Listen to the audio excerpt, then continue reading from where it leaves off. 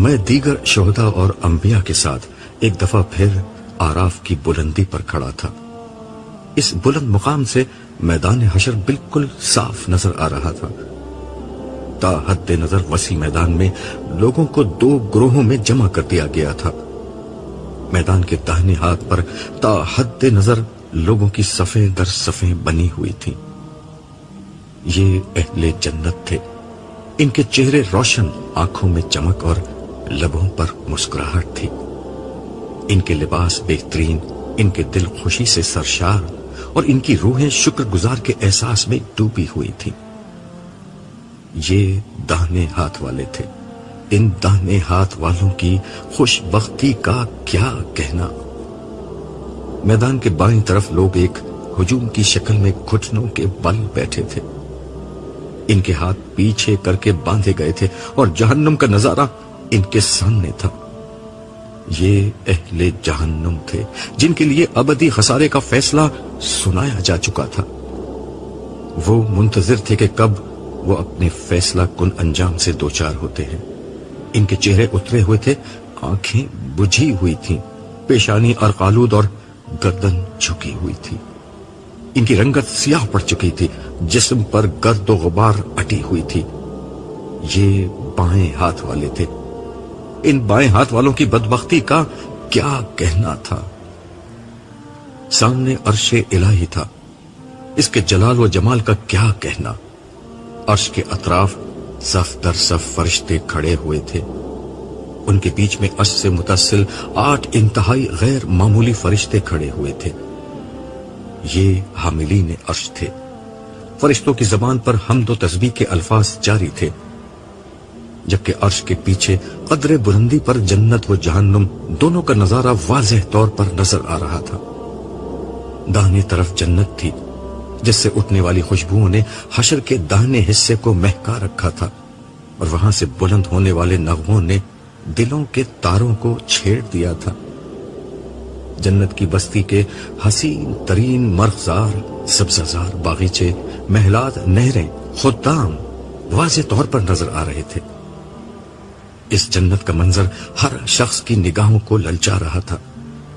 اہل جنت اپنی خوش نصیبی پر رش کرتے اس جنت کی آرزو دل میں لیے ایک دوسرے کے ساتھ خوش گپیاں کر رہے تھے۔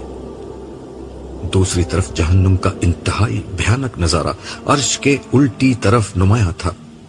آگ کے شعلے سانپ کی زبان کی طرح بار بار لپک رہے تھے۔ جہنم میں دیے جانے والے مختلف قسم کے عذابوں کا نظارہ دلوں کو ہلا رہا تھا۔ بدبو، غلاظت، آگ، زہریلے حشرات، وحشی جانور، کڑوے کسیلے پھل، کانٹے دار جھاڑ جھنکار پیپ اور لہو کا کھانا، کھولتا ہوا پانی، ابلتے ہوئے تیل کی تلچھٹ، ان جیسے ان گنت عذاب اور سب سے بڑھ کر انتہائی بدہیبت اور خوفناک فرشتے جو ہاتھوں میں کوڑے، زنجیر توق اور ہتھوڑے لے کر اہل جہنم کا استقبال کرنے کے لیے موجود تھے۔ اہل جہنم کی بدحالی پہلے ہی کچھ کم نہ تھی کہ اب جہنم کو انہوں نے آنکھوں سے دیکھ لیا تھا۔ اس منظر نے ان کی ہمت کو آخری درجے میں توڑ ڈالا تھا۔ وہ وحشت زدہ نظروں سے یہ منظر دیکھ رہے تھے۔ ان میں سے ہر شخص کی سب سے بڑی خواہش یہ تھی کہ کسی طرح ان کی موت کا فیصلہ سنا دیا جائے، مگر افسوس کہ جہنم میں ہر عذاب تھا سوائے موت کے، کیونکہ اہل جہنم کے لیے موت سب سے بڑی راحت تھی، لیکن جہنم مقام عذاب تھا، مقام راحت نہیں۔ اہل جنت و اہل جہنم کے بیچ میں ایک شفاف پردہ تھا، جس سے دونوں ایک دوسرے کو دیکھ سکتے اور گفتگو کر سکتے تھے، مگر اس پردے کو عبور نہیں کر سکتے تھے۔ اہل جنت اہل جہنم سے پوچھتے کہ ہم نے تو اپنے رب کے وعدے کو سچا پایا، اور جو اس نے ہم سے کیا تھا، کیا تم نے بھی جہنم کے سارے وعدے سچے پائے جو اللہ تعالیٰ نے تم سے کیے تھے؟ ان اہل جہنم کے پاس جواب میں اعترافاً گردن جھکا دینے کے اور ہاں کہنے کے علاوہ کوئی اور چارہ ہی نہیں تھا۔ وہ بھوک اور پیاس سے بلک رہے تھے، اس لیے برابر میں اہل جنت کے سامنے میوے گوشت کی رکابیاں گردش کرتی اور انہیں جام نوش کرتے دیکھتے تو کہتے کہ یہ پانی اور دیگر غذائیں جو اللہ نے تمہیں دی ہیں کچھ ہمیں بھی کھانے کے لیے دے دو۔ جواب ملتا کہ یہ اللہ نے اہل جہنم پر حرام کر رکھی ہیں۔ ہم اوپر کھڑے یہ سب کچھ دیکھ اور سن رہے تھے، گرچہ ہمارے فیصلے کا اعلان ایک رسمی سی بات تھی، مگر نہ جانے کیوں میرا دل ڈر رہا تھا۔ میں اللہ تعالیٰ سے اس کی رحمت اور درگزر کا سوال کر رہا تھا۔ میں دعا کر رہا تھا کہ پروردگار ہمیں اہل جہنم کا ساتھی نہ بنا بلکہ اہل جنت میں داخل فرما۔ یہی دعا دوسرے لوگ کر رہے تھے۔ یہ میری کیفیت تھی، جبکہ بعض دیگر شہداء اس موقع پر شدت جذبات میں آگے بڑھے اور پکار کر اہل جنت کو مبارکباد دینے لگے۔ وہ کہہ رہے تھے کہ آپ پر خدا کی رحمت اور سلامتی ہو۔ اس موقع پر انبیاء آگے بڑھے اور اپنی قوم کے کافر سرداروں کو پہچان کر کہنے لگے، کہاں ہے آج تمہاری سرداری، تمہاری جمعیت اور تمہارا گھمنڈ؟ پھر وہ اہل جنت کی طرف اشارہ کر کے کہتے کہ کیا یہ وہی غریب لوگ ہیں جن کو تم حقیر سمجھتے اور خیال کرتے کہ ان کو اللہ کی رحمت سے کوئی حصہ نہ ملا ہے اور نہ ملے گا؟ دیکھ لو آج وہ کس اعلیٰ مقام پر ہیں۔ اسی اثنا میں اعلان ہوا کہ ہمارے انبیاء اور شہداء کا نامہ اعمال انہیں دیا جائے۔ میری توقع کے برخلاف اس موقع پر کوئی حساب کتاب یا پیشی نہیں ہوئی، صرف یہ ہوا کہ ہر شخص کو آگے سامنے کی طرف بلایا جاتا جہاں ہر جنتی اور جہنمی اسے دیکھ سکتا تھا۔ وہ شخص اپنے ساتھ موجود فرشتوں کے ہمراہ چلتا ہوا آگے آتا، فرشتے انتہائی اکرام کے ساتھ اسے عرش کے سامنے لے جاتے، جہاں زندگی میں اس کے کارناموں اور آخرت میں اس کی کامیابی کا اعلان کیا جاتا۔ جس وقت کوئی پیش ہوتا، اس کے سامنے کے سارے حالات، اس کے مخاطبین کی تفصیلات، لوگوں کا رد عمل اور اس کی جد و جہد، ہر چیز کو تفصیل سے بیان کیا جاتا۔ سامعین یہ سب سنتے اور اسے داد دیتے۔ آخر میں جب اس کی کامیابی اور سرفرازی کا اعلان ہوتا تو مرحبا اور ماشاءاللہ کے نعروں سے فضا گونج اٹھتی۔ بعض اہل جنت تالیاں بجاتے، بعض اٹھ کر رقص کرنے لگتے اور بعض سیٹیاں اور چیخیں مار کر اپنی خوشی کا اظہار کرتے۔ جب میرا نام پکارا گیا تو ساتھ کھڑے ہوئے سارے لوگوں نے مبارکباد دی۔ میں صالح اور امسائل کے ہمراہ کنارے پر پہنچا جہاں سے میدان میں کھڑے سارے لوگ مجھے دیکھ سکتے تھے۔ امسائل نے میرا نامہ اعمال اٹھا رکھا تھا جبکہ صالح میرے آگے آگے چل رہا تھا۔ وہاں پہنچ کر میں سر جھکا کر کھڑا ہو گیا۔ آواز آئی، عبداللہ سر جھکانے کا وقت گزر گیا، اب سر اٹھاؤ، لوگ تمہیں دیکھنا چاہتے ہیں۔ میں نے سر اٹھایا اس طرح کہ میری آنکھوں میں شکر گزاری کے آنسو اور میرے ہونٹوں پر کامیابی کی مسکراہٹ تھی۔ صالح اور امسائل نے بارگاہی سے اذن پا کر میری داستان حیات کی تفصیلات بیان کرنا شروع کی۔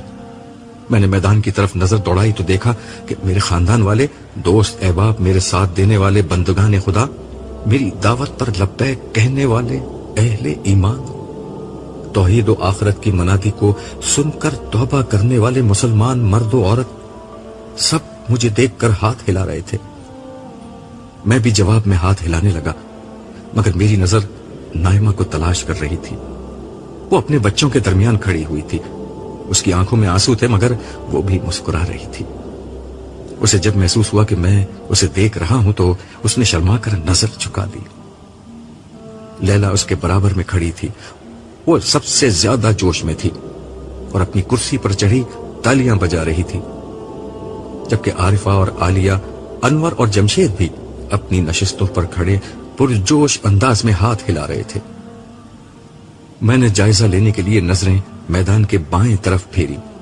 یہاں ایک دوسرا ہی منظر تھا، شرمندگی، رسوائی، پچھتاوے، اندیشے، ذلت، محرومی، مایوسی، پریشانی، اذیت، مصیبت، ملامت، ندامت اور حسرت کی ایک نہ ختم ہونے والی سیاہ رات تھی جو اہل جہنم کے حال پر چھائی ہوئی تھی۔ اگر آسمان میں گویائی کی طاقت ہوتی تو وہ آخرت میں ناکام ہو جانے والوں کی بدبختی پر مرثیہ کہتا، اگر زمین میں بیان کی قوت ہوتی تو وہ اہل جہنم کے حال پر نوحہ پڑتی، اگر الفاظ کی زبان ہوتی تو وہ پکار اٹھتے کہ وہ الٹے ہاتھ والوں کی بدبختی کے اظہار سے خود کو عاجز پاتے ہیں۔ میرا دل چاہا کہ میں کسی طرح وقت کا پہیہ الٹا گھما کر پرانی دنیا میں لوٹ جاؤں اور یہ منظر دنیا والوں کو دکھا سکوں۔ میں چیخ چیخ کر انہیں بتاؤں کہ محنت کرنے والوں، ایک دوسرے سے مقابلہ کرنے والوں، مال و اسباب کی ریس لگانے والوں، مقابلہ کرنا ہے تو اس دن کی سرفرازی کے لیے کرو، ریس لگانی ہے تو جنت کے حصول کے لیے لگاؤ، منصوبے بنانے ہیں تو جہنم سے بچنے کے منصوبے بناؤ۔ پلاٹ، دکان، مکان، بنگلے، سٹیٹس، کیریئر، گاڑی، زیور اور لباس فاخرہ میں ایک دوسرے کو پیچھے چھوڑنے والوں، دنیا کے ملنے پر ہنسنے اور اس کی محرومی پر رونے والوں، ہنسنا ہے تو جنت کی امید پر ہنسو اور رونا ہے تو جہنم کے اندیشے پر رویا کرو۔ مرنا ہے تو اس دن کے لیے مرو جب زندگی شروع ہوگی، کبھی نہ ختم ہونے کے لیے۔ میری آنکھوں سے بہنے والے آنسوؤں کی لڑی اور تیز ہو گئی۔ اس دفعہ یہ آنسو خوشی کے نہیں تھے، اس احساس کے ساتھ کہ شاید میں تھوڑی سی محنت اور کرتا تو مزید لوگوں تک میری بات پہنچ جاتی اور کتنے ہی لوگ جہنم میں جانے سے بچ جاتے۔ میرے دل میں تڑپ کر احساس پیدا ہوا، کاش ایک موقع اور مل جائے، کاش کسی طرح گزرا ہوا وقت پھر لوٹ آئے تاکہ میں ایک ایک شخص کو جھنجھوڑ کر اس دن کے بارے میں خبردار کر سکوں۔ میرے دل کی گہرائیوں سے تڑپ کر ایک آہ نکلی۔ میں نے بڑی بے بسی سے نظر اٹھا کر عرش کی طرف دیکھا۔ وہاں ہمیشہ کی طرح رخ انور پر جلال کا پردہ تھا، حسن بے پرواہ کی ادائے بے نیازی تھی اور جمال و کمال کی رضا شان و ذوالجلال کے شانۂ اقدس پر پڑی تھی۔ مجھ بندہ عاجز کی نظر ذات قدیم الاحسان کی قبائے صفات میں پوشیدہ ان قدموں پر آ کر ٹھہر گئی جہاں سے میں کبھی نامراد نہیں لوٹا تھا۔ اس حقیر فقیر بندے پر تفسیر کی ساری پہنچ انہی قدموں تک تھی۔ کل جہاں سے بے نیاز شہنشاہ ذوالجلال کے لیے اس بات کی کوئی اہمیت تھی تب بھی، اور اس کی کوئی اہمیت نہیں تھی تب بھی۔ یہی میرا کل اثاثہ تھا، یہی میری کل پہنچ تھی۔ دل کو کچھ قرار ہوا تو میری نظر دوبارہ اہل جہنم کی طرف پھر گئی۔ ان میں سے بہت سے لوگ ایسے تھے جنہیں میں جانتا تھا، ان کی تعداد بہت زیادہ تھی۔ یہ آپس میں گھس پل کر تنگی میں دو زانوں غلامانہ بیٹھے ہوئے تھے۔ یہ لوگ نظر نہیں ملا رہے تھے، بلکہ بہت سو نے تو پیٹھ پھیر لی تھی۔ اس لیے میں اپنے جاننے والے زیادہ لوگوں کو وہاں نہیں دیکھ سکا، لیکن ان کو دیکھ کر اس نعمت کا احساس ہوا کہ کس طرح اللہ تعالیٰ نے مجھے اپنے فضل و کرم سے اس برے انجام سے بچا لیا۔ مجھے محسوس ہوا کہ جنت کی ان گنت نعمتوں میں سے دو سب سے بڑی نعمتیں شاید یہ ہیں کہ انسان کو جہنم سے بچا لیا جائے گا، اور دوسرا اسے بڑی عزت کے ساتھ جنت میں لے جایا جائے گا۔ زیادہ دیر نہ گزری تھی کہ ایک ایک کر کے آراف پر کھڑے سارے لوگ نمٹ گئے۔ اب فیصلہ سنانے کے لیے کچھ بھی نہیں رہا تھا، مگر شاید ابھی کچھ ہونا باقی تھا۔ سب اپنی جگہ کھڑے تھے کہ میدان حشر میں ایک جانور کو لایا گیا۔ یہ جانور بہت موٹا تازہ تھا، جس کے گلے میں رسی پڑی ہوئی تھی، اور فرشتے اسے کھینچتے ہوئے عرش کے سامنے لے جا رہے تھے۔ صالح نے میرے کان میں سرگوشی کرتے ہوئے کہا، یہ موت ہے جس کے خاتمے کے لیے اسے لایا گیا ہے۔ عرش سے اعلان ہوا کہ آج موت کو موت دی جا رہی ہے۔ اب کسی جنتی کو موت آئے گی نہ کسی جہنمی کو۔ اس کے ساتھ ہی فرشتوں نے اس جانور کو لٹایا اور اسے ذبح کر دیا۔ اہل جنت نے اللہ تعالیٰ کی حمد و ثنا کے ساتھ اس بات کا خیر مقدم کیا، جبکہ اہل جہنم میں صف ماتم بچ گئی۔ ان کے دل میں امید کی کوئی شمع اگر روشن تھی تو وہ بھی موت کی موت کے ساتھ اپنی موت آپ مر گئی۔ عرش سے صدا آئی کہ اہل جہنم کو گروہ در گروہ ان کے انجام تک پہنچایا جائے۔ فرشتے تیزی کے ساتھ حرکت میں آ گئے. حشر کے بائیں کنارے پر ایک زبردست ہلچل مچ گئی. چیخ و پکار اور آہ و فغاں کے درمیان فرشتے پکڑ پکڑ کر مجرموں اور نافرمانوں کا ایک جتھا بناتے اور انہیں جہنم کی سمت ہانک دیتے. ہر گروہ جہنم کے دروازے پر پہنچتا، جہاں جہنم کے دروغہ مالک ان کا استقبال کرتے اور ان کے اعمال کے مطابق جہنم کے 7 دروازوں میں سے کسی ایک دروازے کو کھول کر انہیں اس میں داخل کر دیتے. اس دوران میں وقفے وقفے سے عرش کی سمت سے جہنم کو مخاطب کر کے پوچھا جاتا، کیا تو بھر گئی؟ وہ غضبناک آواز میں عرض کرتی، پروردگار، کیا اور لوگ بھی ہیں؟ انہیں بھی بھیج دیجیے. یہ سن کر حشر میں ایک آہ و بکا بلند ہو جاتی. رہ جانے والے مجرموں پر فرشتے دوبارہ جھپٹ پڑتے اور انہیں ان کی آخری منزل تک پہنچا دیتے. یوں تھوڑی ہی دیر میں سارے مجرم اپنے انجام تک جا پہنچے. اس کے بعد عرش سے صدا بلند ہوئی، اہل جنت کو ان کی منزل تک پہنچا دیا جائے. جب یہ حکم صادر ہوا تو میں نے دیکھا کہ کچھ لوگ ابھی تک الٹی سمت میں موجود تھے. میں نے صالح سے پوچھا، یہ کون لوگ ہیں؟ ان کو جہنم میں کیوں نہیں پھینکا جا رہا؟ اس نے جواب دیا، یہ منافقین ہیں. یہ جہنم کے سب سے نچلے درجے میں ہوں گے. یہ دنیا میں اللہ کو دھوکہ دیتے تھے. آج ان کو نہ صرف بدترین عذاب ملے گا بلکہ ان کی دھوکہ دہی کی پاداش میں ان کا انجام ایک دھوکے سے شروع ہوگا. دھوکہ؟ کیا مطلب؟ اس نے کہا، یہ لوگ بظاہر یہ سمجھتے ہیں کہ ان کو جہنم میں نہیں پھینکا گیا اور اہل جنت کے جنت میں داخلے کا حکم ہو گیا ہے، تو شاید انہیں بھی ظاہری ایمان کی بنا پر چھوڑا جا رہا ہے. مگر یہ ان کی غلط فہمی ہے جو جلد ہی دور ہو جائے گی. اسی لمحے میرے کانوں میں الحمدللہ رب العالمین کے نغمے کی انتہائی دلکش صدا آنا شروع ہو گئی. یہ حاملین عرش اور دوسرے فرشتے تھے جنہوں نے اپنی خوبصورت آواز میں نغمہ شکر گانا شروع کیا تھا. صالح نے مجھے بتایا، یہ حشر کے دن کے خاتمے کا اعلان ہے. اس کے ساتھ ہی میدان حشر میں تاریکی پھیلنا شروع ہو گئی، سوائے عرش کے، اور کہیں روشنی باقی نہیں رہی. میں کچھ بھی دیکھنے کے قابل نہیں رہ گیا تھا. میں نے گھبرا کر صالح سے پوچھا، یہ کیا ہو رہا ہے؟ اندھیرا، اس نے مختصر جواب دیا. بھائی، یہ تو مجھے بھی معلوم ہے، مگر ایسا کیوں ہو رہا ہے؟ یہ اس لیے ہو رہا ہے کہ اس اندھیرے کو عبور کر کے جنت تک صرف وہی لوگ پہنچیں گے جن کے پاس اپنے ایمان اور اعمال کی روشنی ہوگی.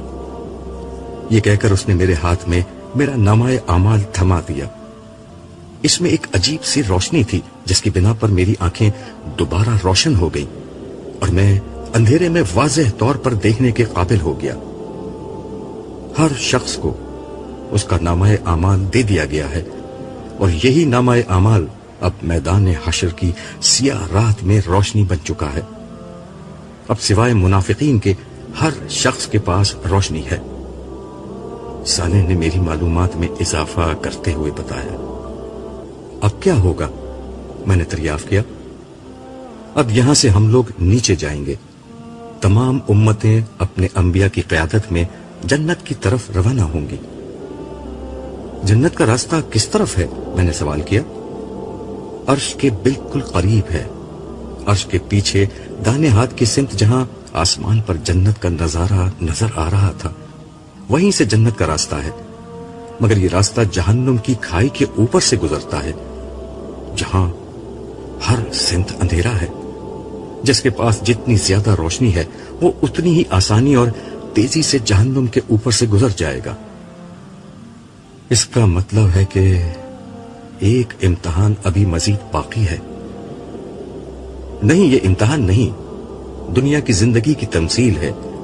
جو جتنا زیادہ خدا کا وفادار اور اطاعت گزار رہا اور زندگی کے پل صراط پر استقامت اور یکسوئی کے ساتھ خدا کی سمت بڑھتا رہا، وہ اتنی ہی آسانی اور تیزی سے جنت کی سمت بڑھے گا. لیکن ہلکے یا تیز سارے داہنے ہاتھ والے یہاں سے گزر جائیں گے، سوائے منافقین کے جو ایمان و عمل کی روشنی کے بغیر اس کھائی کو پار کرنے کی کوشش کریں گے اور جہنم کے سب سے نچلے گڑھے میں جا گریں گے، جہاں انہیں بدترین عذاب دیا جائے گا۔ میرے گھر والے کیا میرے ساتھ ہوں گے؟ میں نے سوال کیا۔ آج یہ آخری سفر سب کو تنہا طے کرنا ہے، سالے نے ٹوک ٹوک جواب دیا۔ پھر گروہ در گروہ جنت میں جانے والی بات کا کیا ہوا؟ میں نے سوال اٹھایا۔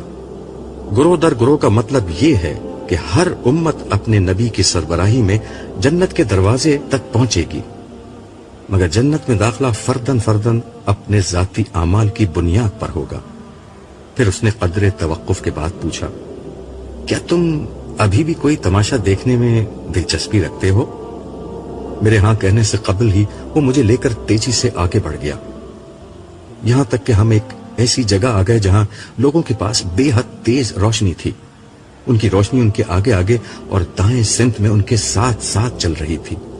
وہ بلند آواز سے کہہ رہے تھے کہ اے ہمارے رب، ہمارے نور کو پورا رکھیو اور ہمیں معاف کر دے، تو ہر چیز پر قادر ہے۔ میں سالے سے کچھ پوچھے بغیر ان لوگوں کو پہچان گیا۔ یہ صحابہ کرام تھے۔ ان سب سے آگے رسول اللہ صلی اللہ علیہ وسلم تھے، جن کی ذات سراپا نور بنی ہوئی تھی۔ میں ان لوگوں کی پیروی میں انہی کے الفاظ دہرانے لگا۔ یہ وہ قرآنی دعا تھی جو میں زندگی بھر پڑھتا رہا تھا، لیکن اس دعا کو پڑھنے کا اصل وقت اب آیا تھا۔ ہم اسی طرح چل رہے تھے کہ صالح نے کہا، اب تماشا دیکھو۔ اس کے ساتھ ہی میں نے دیکھا کچھ لوگ دوڑتے گرتے پڑتے صحابہ کرام کے پاس آئے، مگر ان کے پاس کوئی روشنی نہیں تھی۔ انہوں نے آتے ہی دہائی دینا شروع کر دی کہ ہمیں بھی اپنی روشنی میں سے تھوڑا سا حصہ دے دو۔ صحابہ میں سے بعض نے اپنے پیچھے میدان حشر کے سیدھے ہاتھ کی طرف اشارہ کرتے ہوئے جواب دیا کہ ہم تو یہ روشنی پیچھے سے لے کر آئے ہیں، تم بھی پیچھے لوٹو اور وہاں سے روشنی لے لو۔ یہ سن کر سارے منافقین جلدی سے اس سمت بھاگے، مگر جیسے ہی انہوں نے داہنے طرف جانے کی کوشش کی، انہیں معلوم ہوا کہ یہاں تو ایک دیوار موجود ہے۔ اس دیوار میں بعض مقامات پر دروازے بنے ہوئے تھے جن پر فرشتے تعینات تھے۔ ان لوگوں نے ان دروازوں سے اندر جانے کی کوشش کی، لیکن فرشتوں نے انہیں مار مار کر وہاں سے بھگا دیا۔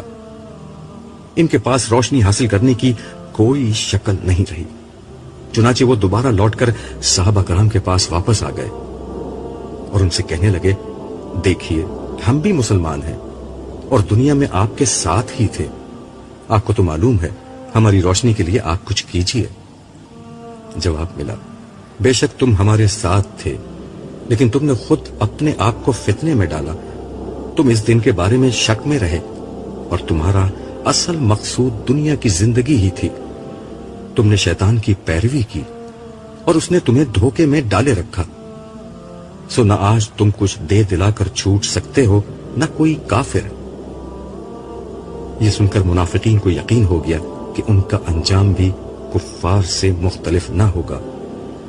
پیچھے جانے میں انہیں نقصان محسوس ہوا، چنانچہ انہوں نے اندھیرے ہی میں راستہ پار کرنے کی کوشش کی، مگر روشنی کے بغیر اس کوشش کا نتیجہ جہنم کی کھائی تھا۔